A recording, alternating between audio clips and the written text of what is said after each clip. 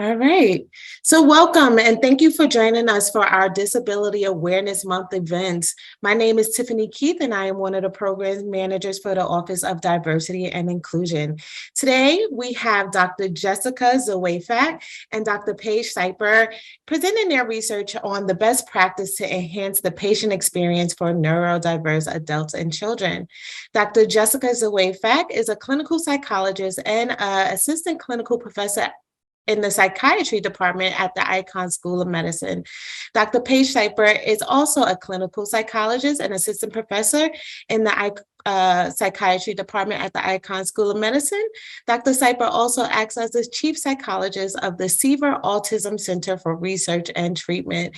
Some housekeeping before we get started. This session will be recorded and posted to our social media channels.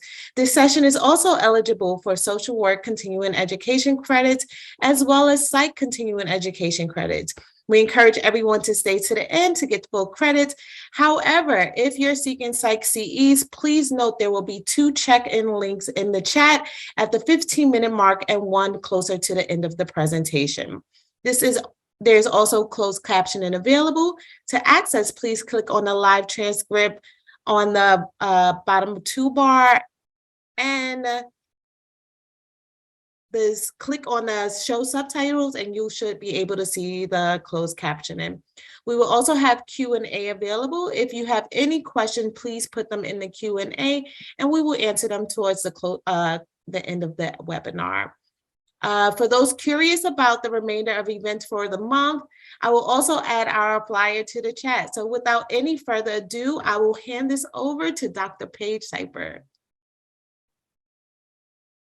Hi, everyone. It's so nice to be here today. And we are really both so excited to have the opportunity to share some of the work we've been doing, as well as resources available and clinical best practices that hopefully all of you will have a chance to integrate into your everyday lives.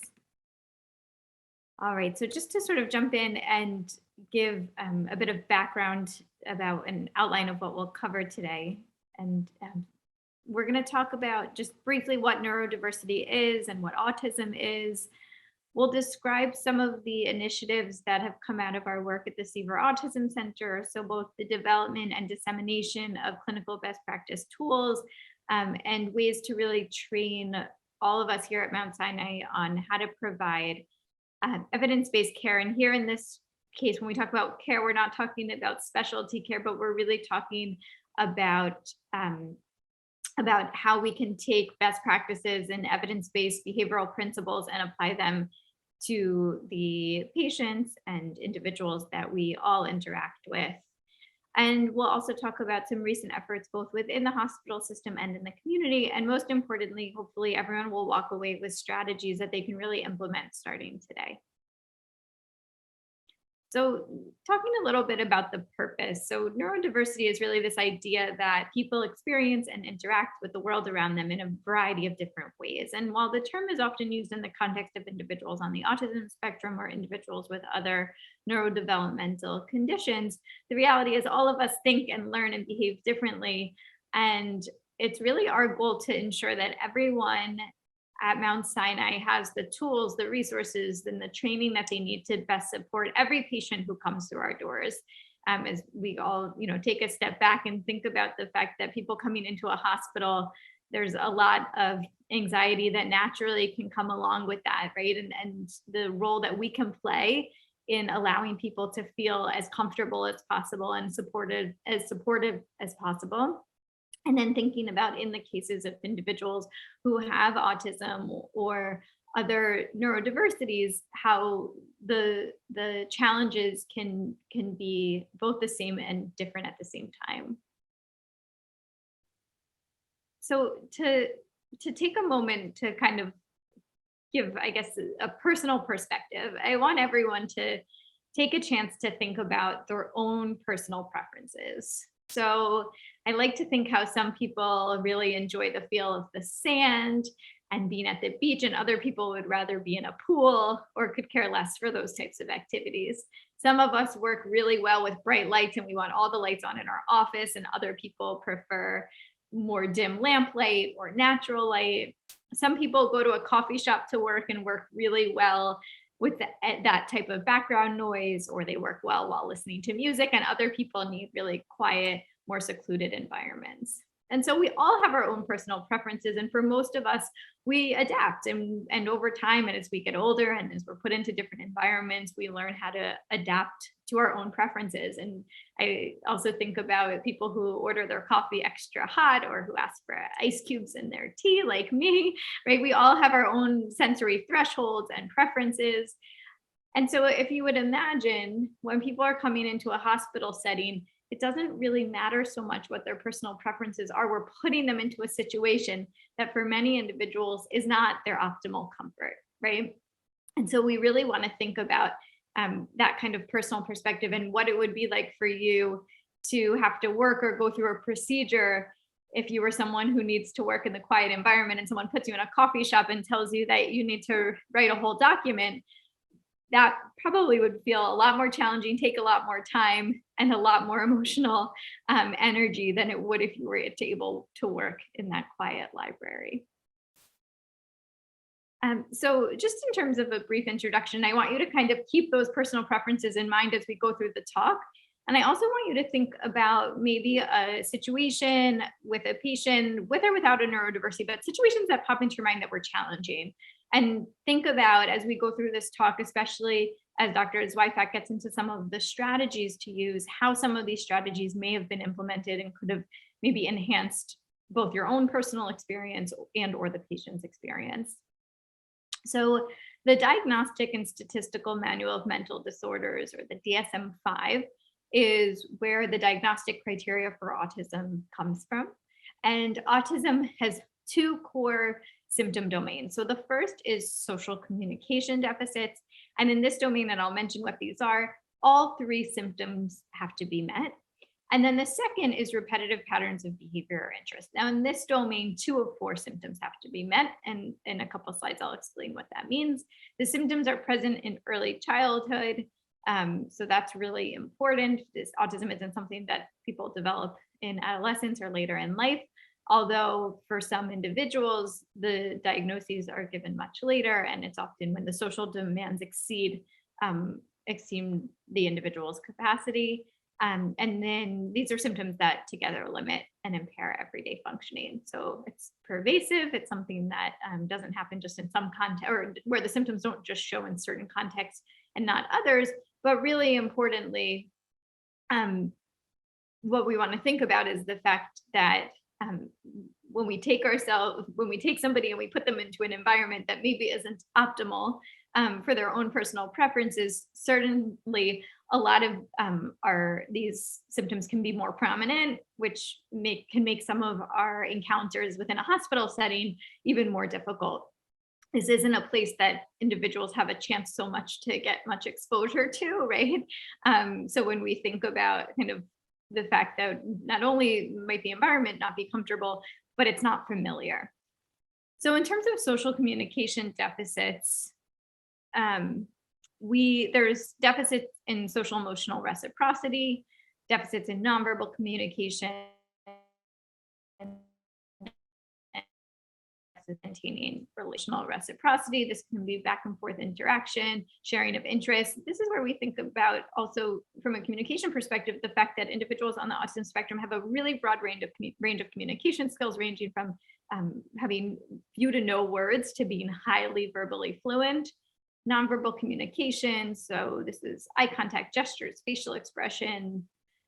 They can be deficits both in using these, which can make it sometimes hard to know what an individual might be feeling or experiencing, and also reading those cues. So we don't want to just assume when we're working with patients that when we point to show them where something is, that they're necessarily following the point, or that when we use a gesture, that they're understanding that gesture. Doesn't mean that we don't want to use them. We want to use all natural aspects of communication, but we want to be aware about being really clear in the way that we communicate, and then maintaining relationships. And then in terms of repetitive patterns of behavior, So there's repetitive speech and motor movements, excessive adherence to routines and resistance to change. So that's where we think about coming into a hospital setting where that's certainly not part of most people's routines, can be really challenging, highly restricted and fixated interests, and then sensory sensitivities, which I mentioned and we'll also talk more about. I think some of the repetitive motor movements are the things that you can often see in a waiting room, for example. And so we really want people to feel comfortable with the fact that these are just differences in behavior, and oftentimes are not harmful, I think being able to kind of identify when a child's or adult is engaging in a repetitive behavior versus an aggressive behavior is also really important. All right, and then just a couple of key facts to kind of be aware of. So the prevalence is 1 in 44 children in the United States. So quite a high prevalence, which means naturally we are going to come across individuals on the autism spectrum every single day in our hospital system. Boys are 4 times more likely than girls to receive the diagnosis. Autism can reliably be diagnosed between 18 months and 2 years old, but the average age of diagnosis is closer to 4. As I mentioned, in terms of a broad array of language ability, there's also a broad array of cognitive ability. And I think it's important to recognize that you have individuals who may be verbally fluent, but still have an intellectual disability. And so it may appear that they understand more than they do. And in the reverse, you may have individuals who cognitively are intact or have a range of IQ, and yet their language, and especially their expressive language, is much more delayed. And so they may understand a lot more than you would think simply by how they speak. All right, so autism affects all ethnic and socioeconomic and minority groups, do tend to be diagnosed later.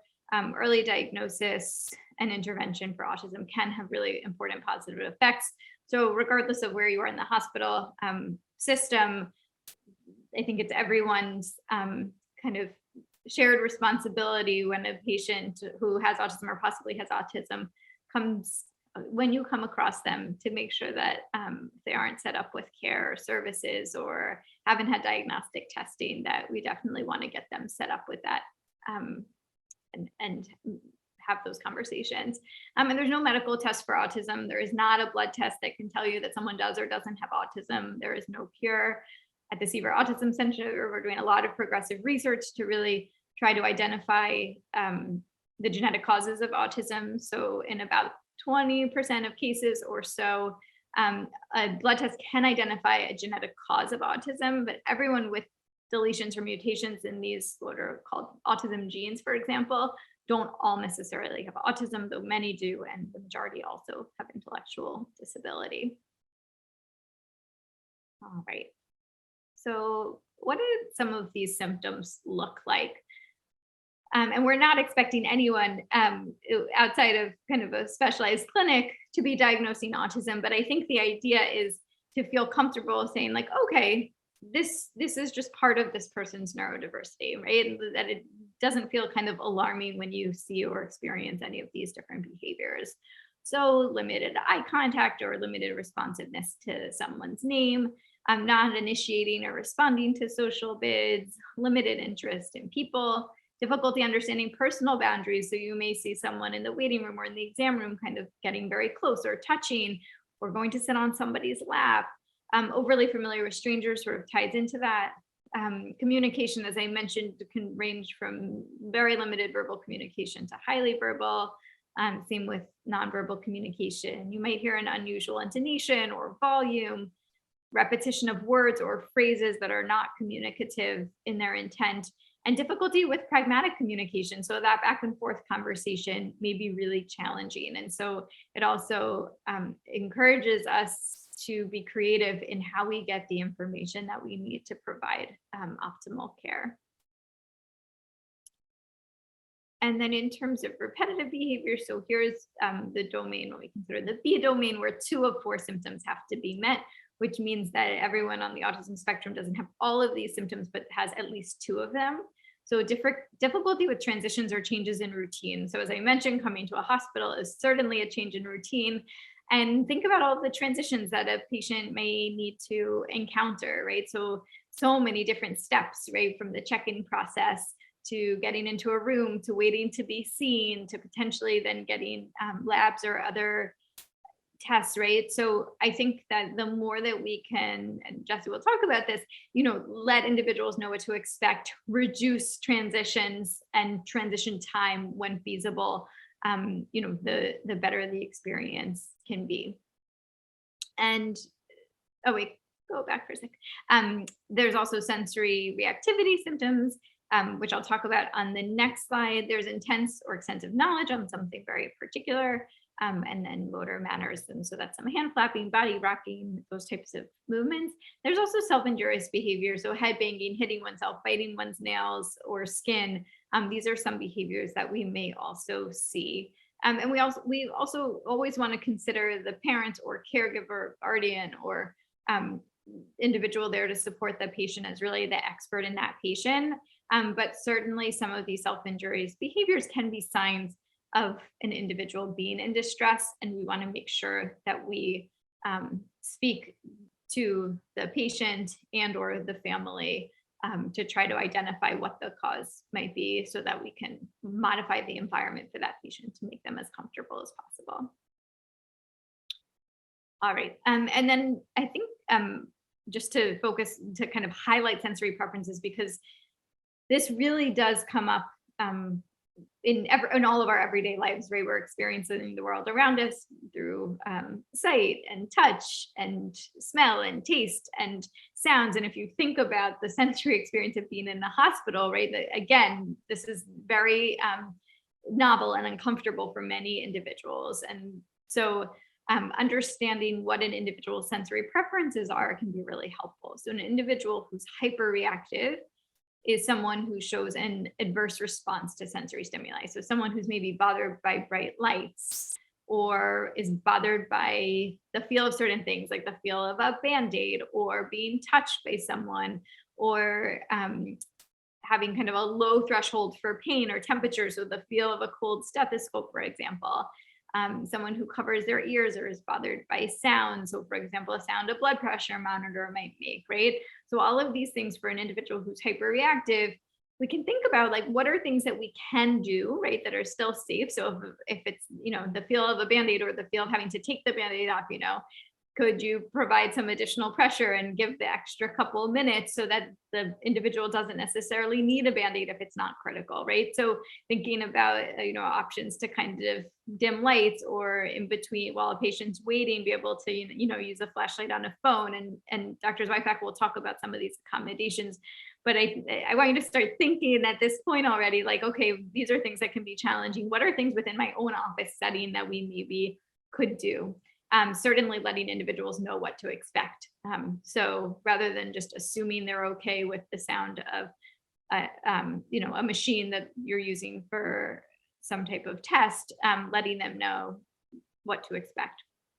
And then hyporeactivity is an indifference or an under-responsiveness to some sensory stimuli. So a delayed or absent response to moving objects. So if you're thinking about, this could impact, if you're doing an exam and there's delayed processing, that certainly may come up.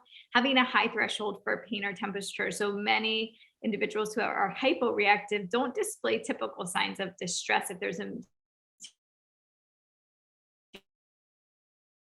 problem. In these cases, these individuals may not show signs if they are in pain. And so there's huge safety concerns, right, involved in hyporeactivity.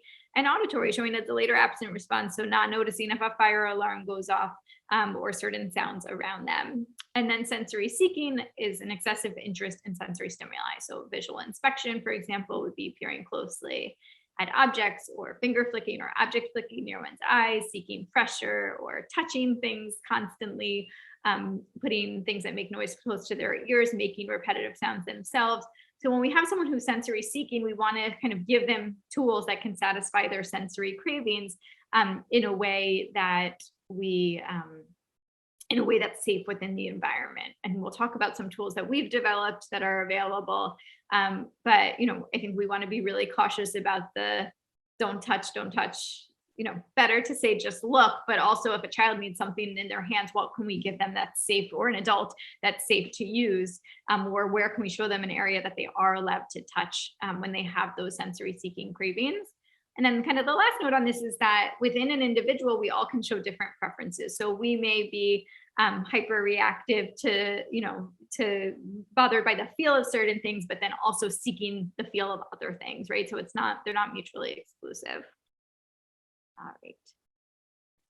And then just noting that there's many medical, behavioral, and cognitive comorbidities observed in individuals on the autism spectrum with higher rates of anxiety, of ADHD symptoms, language impairment, and intellectual disability, as I mentioned, higher rates of seizures, constipation, etc.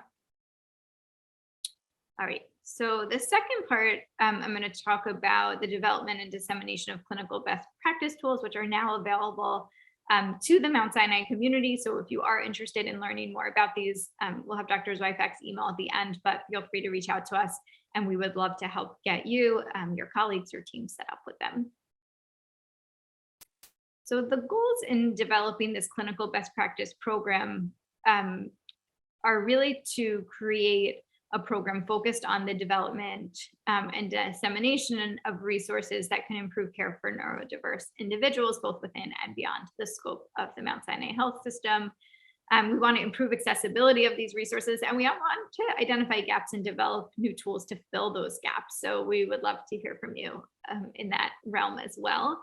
And then supporting research recruitment efforts at our center. So we have many research studies. We're a clinical research center. If you do have any patients with autism, we would love for you to send them our way and would be happy to share about clinical research studies that we have that they might be eligible for.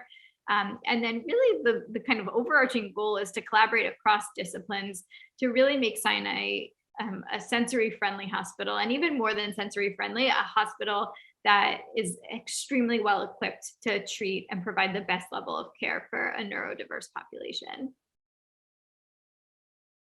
So in terms of the development process, Dr. Zweifach led a number of focus groups, both with parents and caregivers of children and adults on the autism spectrum, as well as medical professionals in terms of identifying gaps. So there were certain themes that came from caregivers.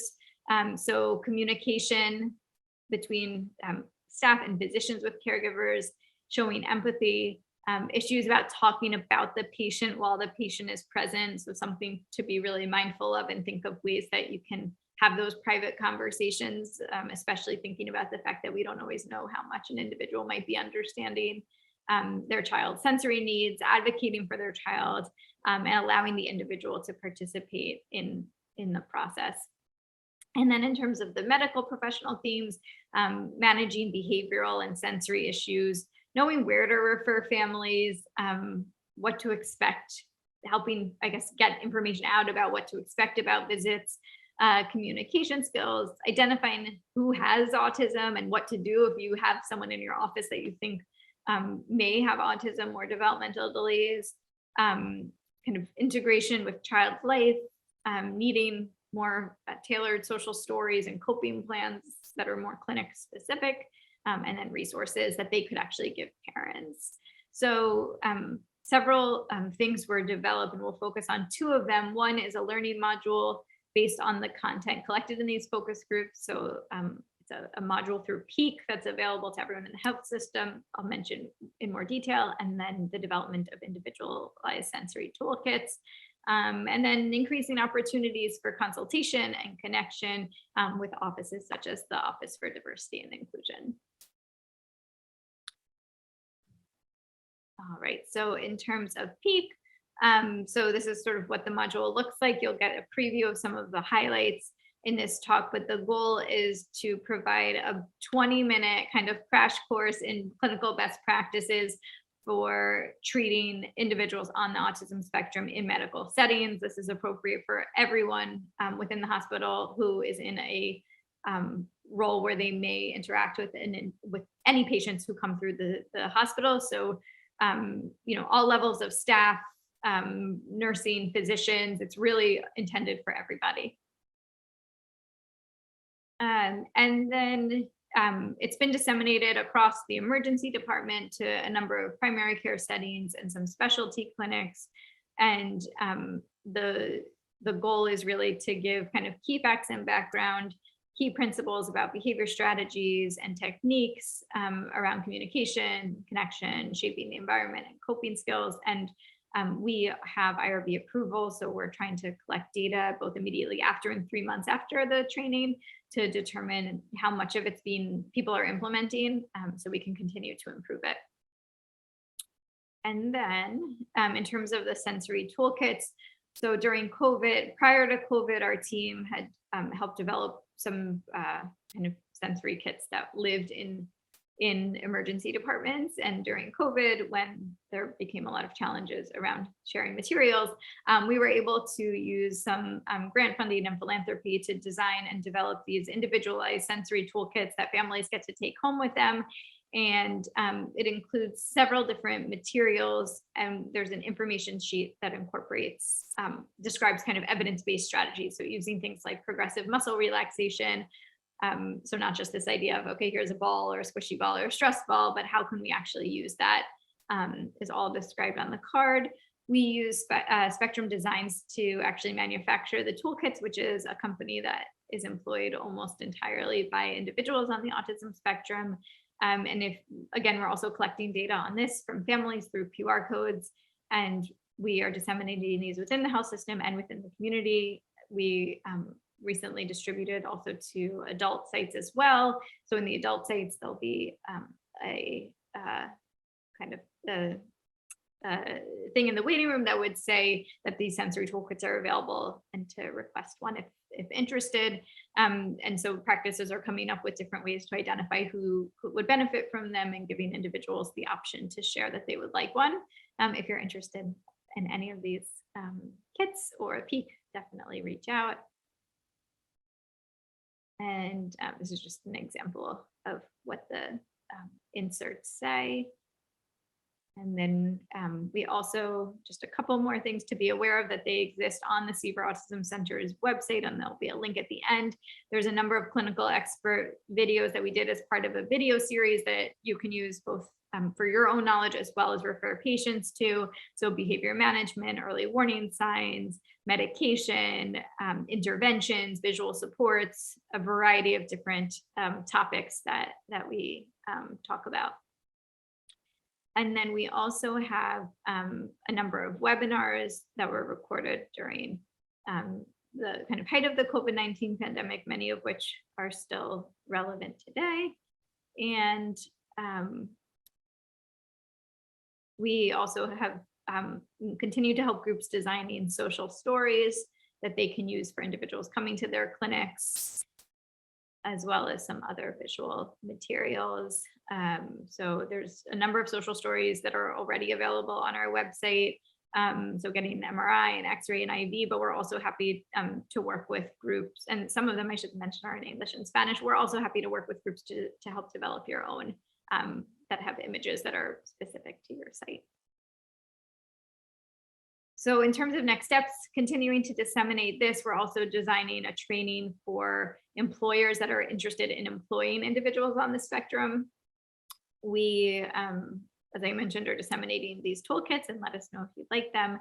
Enhancing easy access to new and existing resources through a redesign of our website that's coming up, and then personalized consultation with any groups or individuals within the health system that could use support related. And with that, I will pass it on to Jesse.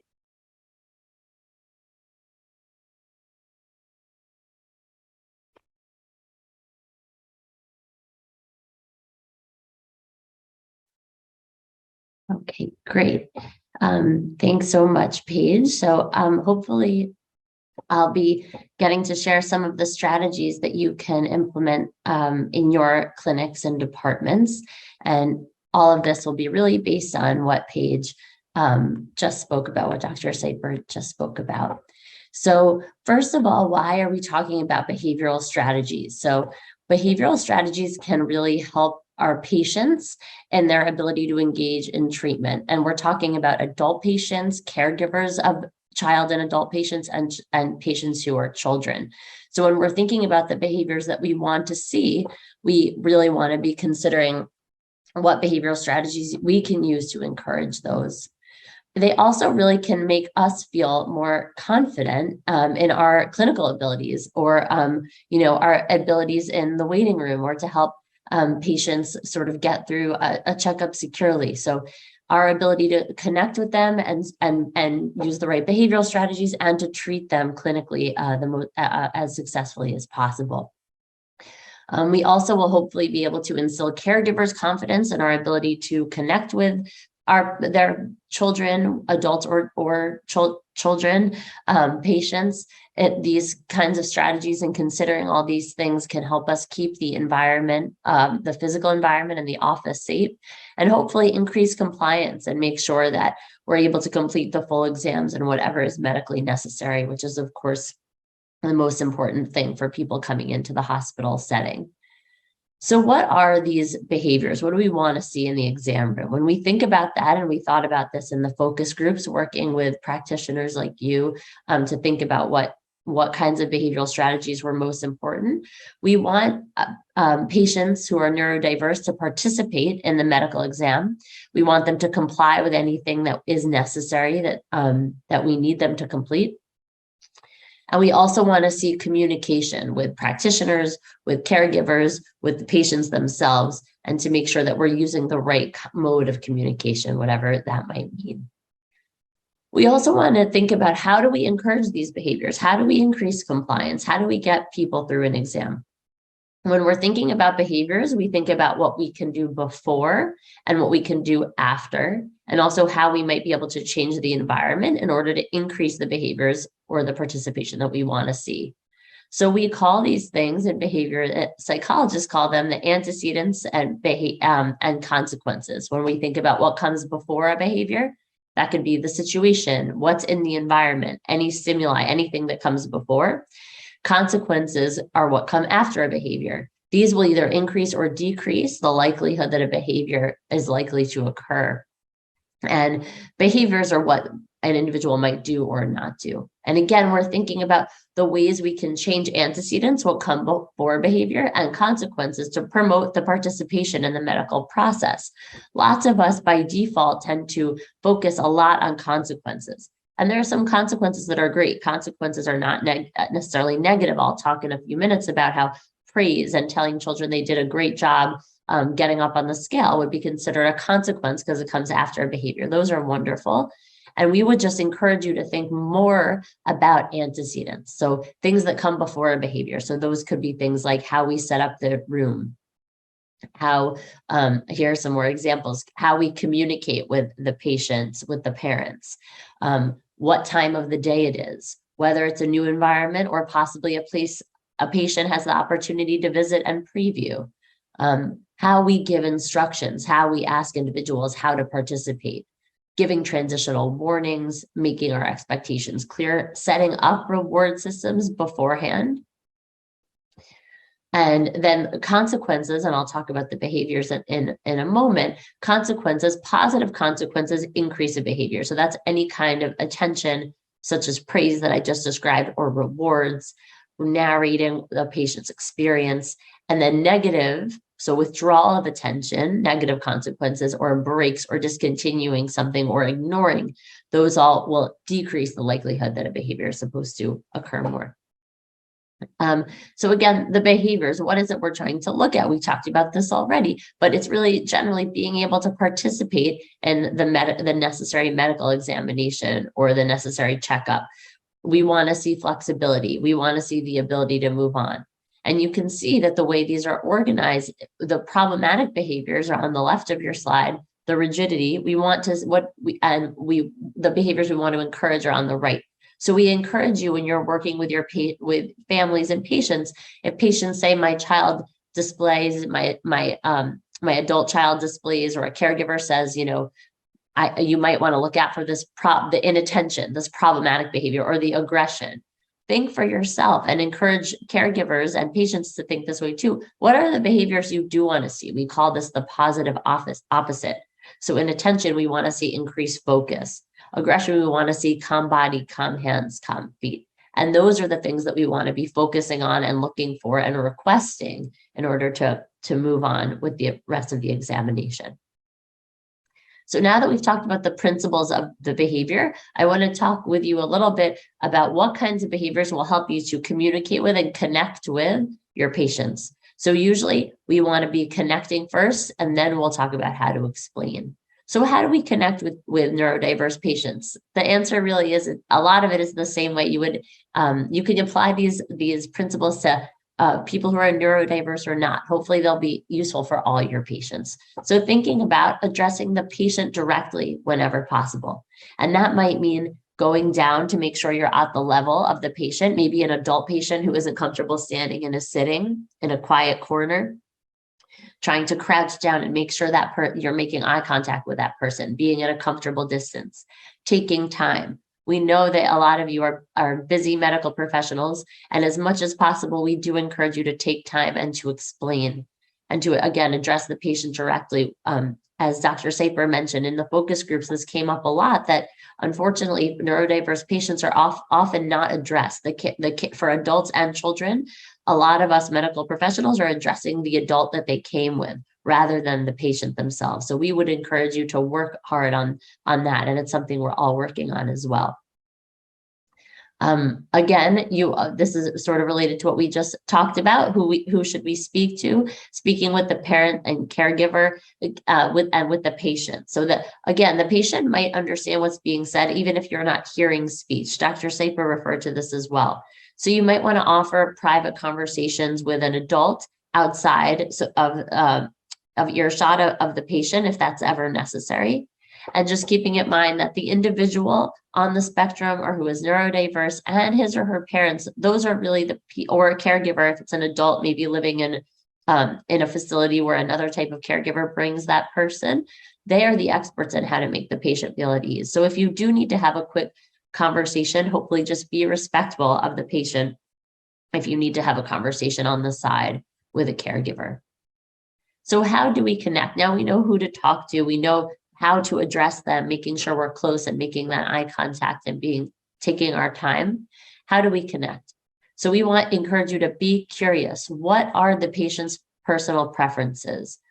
Ask for input. Is there anything I can do to make you more comfortable? Is there anything and hopefully this comes before you see any problematic behaviors. You might know the person who's coming in as neurodiverse.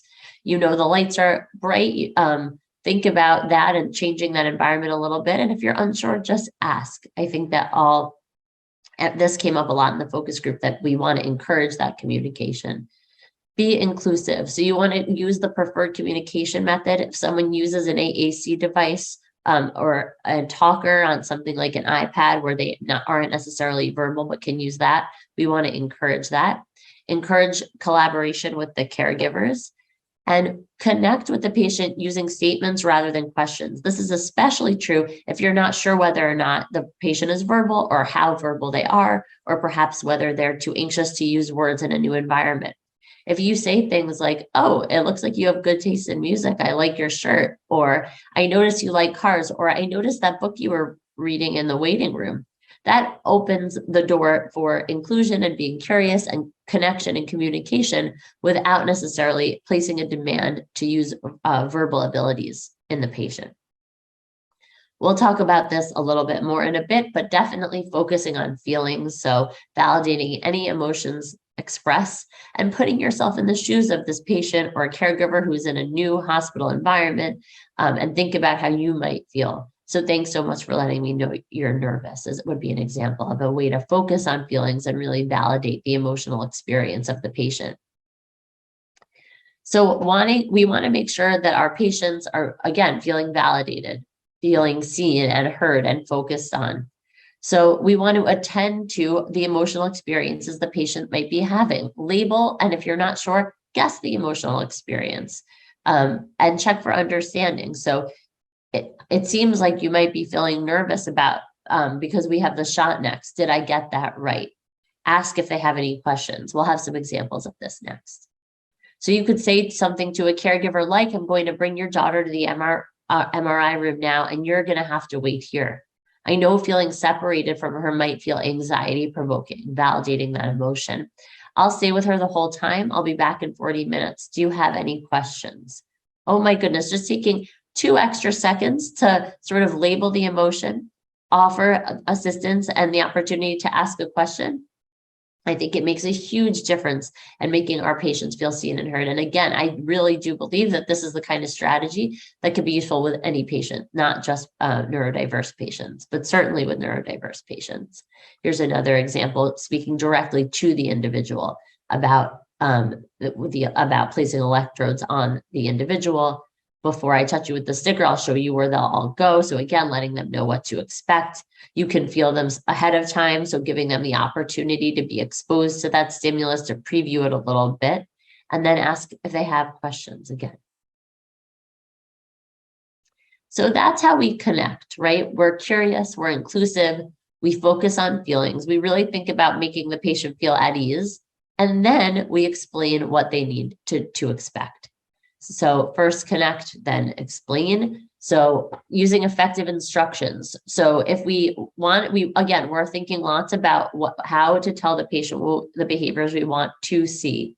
So that's getting close. We talked about this, making sure you're close and the individual is able to focus on you.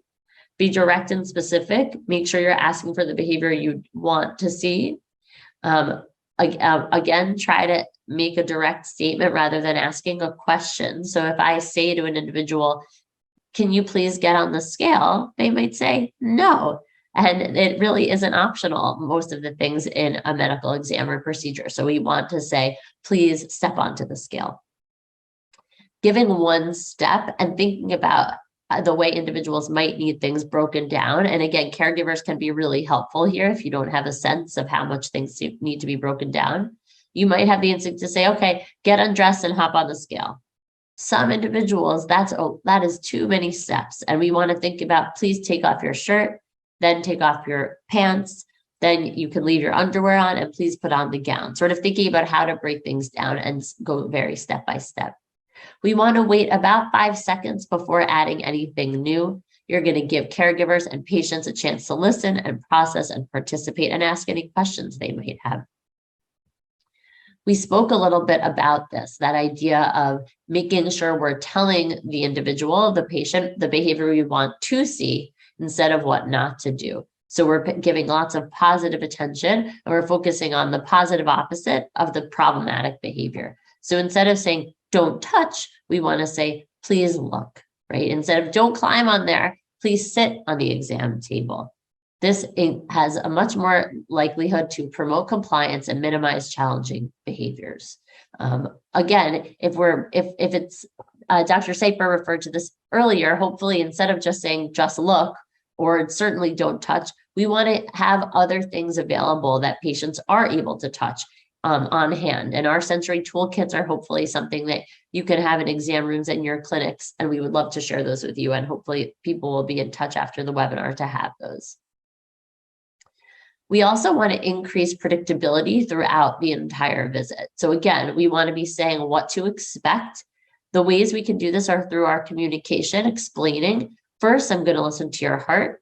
Then I will check your ears. We call these kinds of transitional wordings when-then statements. We also can think about encouraging things by giving a more desirable a preference after something that's less desirable. So first, you're going to get your shot, then you get to pick your favorite Band-Aid. First, your shot, then you pick a lollipop. Again, consider visual prompts and thinking about how we might use those. I'll give you some examples of those at the end. I'll sort of breeze through those. We also want to offer choices when we can. So a lot of times for people who are participating in medical exam, we're going through it. We don't have much choice. The doctors and nurses and professionals are telling us what to do. But there actually sometimes are little glimpses of opportunities for choice. So if we can use those, it's great. I'm going to draw your blood now. Which arm would you like me to use?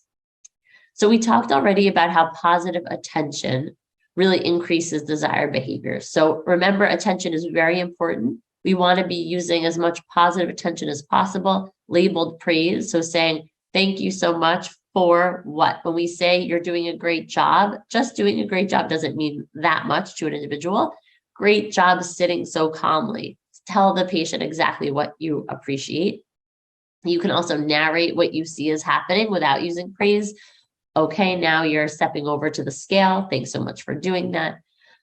You can use rewards. So that can be concrete things like stickers or check marks when appropriate. But for older individuals, maybe nonverbal, something like a high five or time with a break or on an iPhone or with a preferred item after participating in what they need to.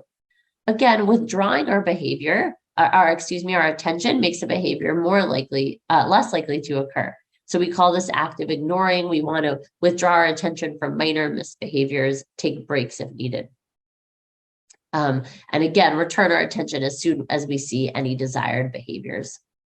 I'll talk now a little bit about some evidence-based strategies that help us think about the environment. So another way to manage antecedents and things that come before behavior. So if we think about the environment of a medical clinic for a minute, there is so much going on. There are lights, there are tools that feel scary. There are prior experiences in exam rooms that make people feel anxious, right?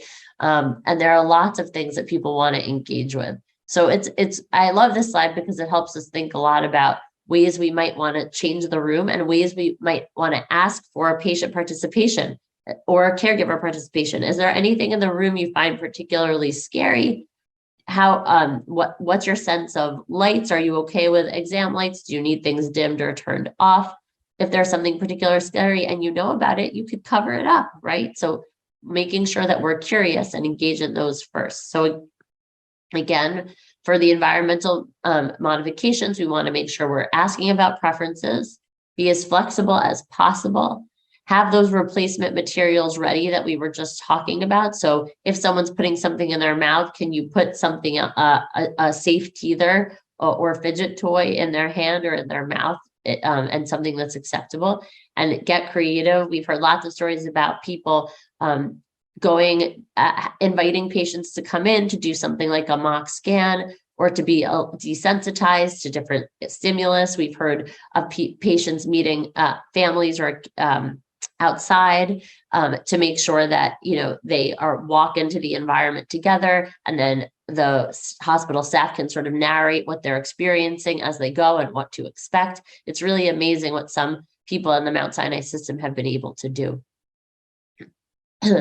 So some examples of adjustments to make just to sort of get your juices flowing, and I'm sure people will come up with lots of others, but thinking about the feel of things on our skin, letting patients explore, like we referenced with the electrodes, with bright lights. If we don't have a dimmer or a room that can do that, offering things like glasses or a hat, or having headphones available, minimizing the number of staff, thinking about what the experience might be like of paper. If you see that makes an individual cringe or uncomfortable, maybe allowing the person to stand. Again, breaking down tasks and making sure that we possibly use a visual schedule, but definitely break things down. So these are also all things that we can consider. But of course, there are lots of other ways you can adjust the physical environment for sensory preferences.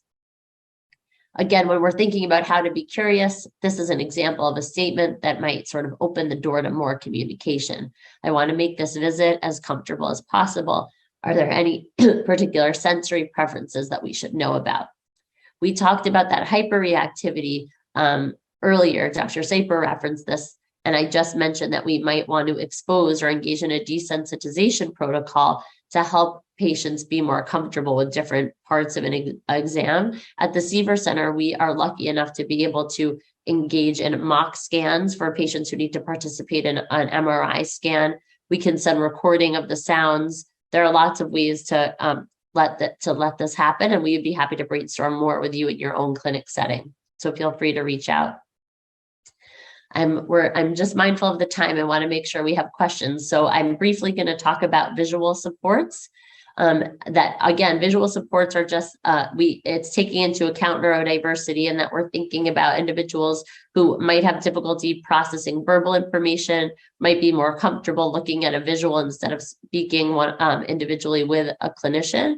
And they also they set us up for success, because they're really just a way to let people know what to expect and what's coming next, and increasing that predictability throughout the whole visit. So first, then boards, again, we talked about letting people know what comes first, and then this can be very simple. You have a couple of laminated things in your unit of the hospital, and you're able to move them around, and then individuals know what is coming and what's coming after. Visual schedules, again, can be used to show and tell families what to expect. For where appropriate, some patients like to check off what they've done, like to know that they're going to get a treat or a break or time on a preferred item at the end. And again, these can be laminated and used repeatedly. Social stories can be sent ahead of time. If you have a pretty standard checkup that you engage in, and you have pictures maybe of what the procedures are, you might be able to send it home and let families know what to expect when they're coming in. So a great way to expose them to the stimulus. These are some examples, and you can find lots on our website as well.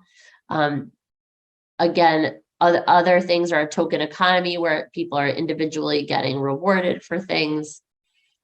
Or reinforcers. So you can use reinforcers to promote desired behaviors after each exam procedure, after each step. So, and these could be used in different ways. Visual timers can be a huge help. As a part of our sensory toolkit, we do have a small 2-minute stand timer that can be great for people who want to engage in sort of visual sensory seeking and want to look at it, but also can be used if you say to a patient, I'll be back in 2 minutes, they can go ahead and watch. These visual timers, where the red kind of shrinks, can also be really useful, and great to have maybe 1 or 2 in a clinic to help people keep track of wait time, because that can be really anxiety provoking. So briefly, some evidence-based coping strategies. So we talked about validation, and we want to think about overall using supportive statements. So validation, and also instilling confidence in individuals, instilling confidence to face their fears, to face the procedures. So so support, and we call those supportive statements. So we have that validation and acceptance with the instillment of confidence, and that is what we would define as a supportive statement. So you could say something like, I see this is hard for you, and I know you can handle it. I know it's not easy, and I know you will be okay. I know this feels uncomfortable, and I know you will get through it. And notice the and in all of these statements. It's not but. Both the acceptance piece and the confidence instilling piece are both true. That's why we have that plus sign. So being conscious of our language here and how to support our patients. Coping strategies. So when we see a sort of anxiety or uncertainty coming up, we can keep something like this laminated in our office to remind them that there are things they could do. Take a break, do some breathing, get some water. And this is also a helpful reminder for us to use. Sometimes we need to cope when we're working as well. So again, we really want individuals to seek out behavioral support as needed, to make sure that we're completing all the medical necessary procedures. And to get support, you can contact us, or Child Life has an amazing team, and really recognize the difference you're making. We want Mount Sinai to be a place where neurodiverse individuals feel comfortable, and we really know we're on our way because of your hard work. So we really appreciate everyone's participation. So I just want to put my email address up here. Dr. Seaver and I were so happy to be invited to speak with you. If you have any questions, please do reach out. And if you want to have sensory toolkits in your clinic, we have funding to share them with you. So we would love to do that. And we'll open the floor for questions now.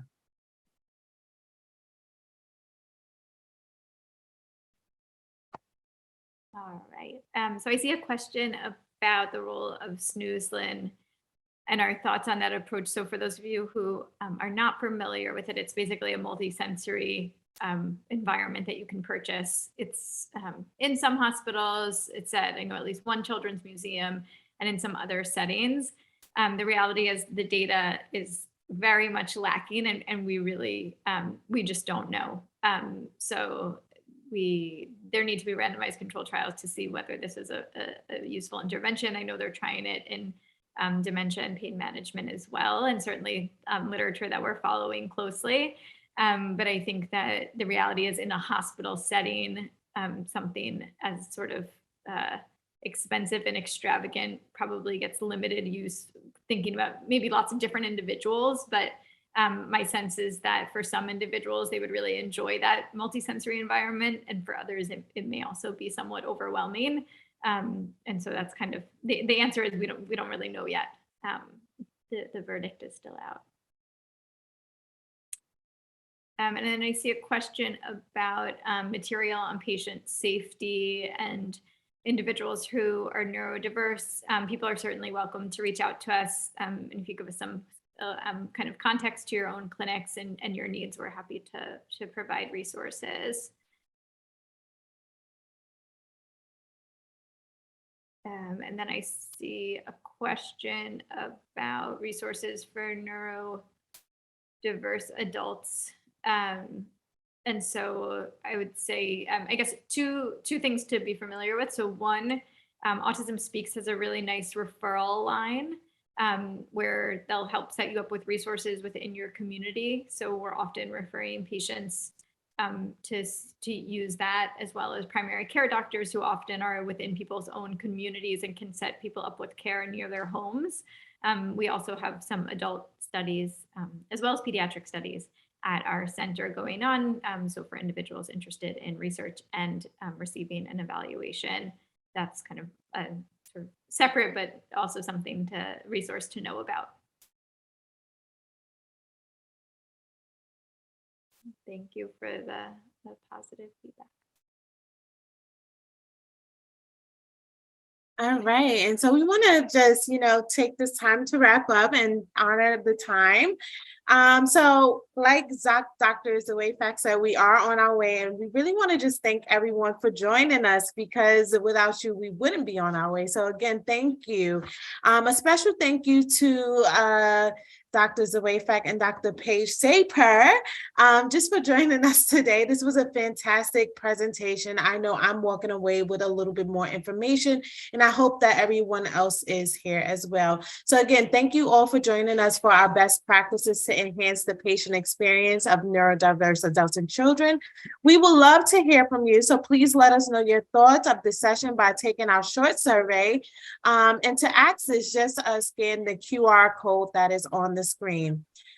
Just a reminder, we have a number of events coming up for Disability Awareness Month, and with the next being maximizing your effectiveness when communicating with patients who are deaf and use sign language, and that is tomorrow, October 12th, 1 p.m. to 2 p.m.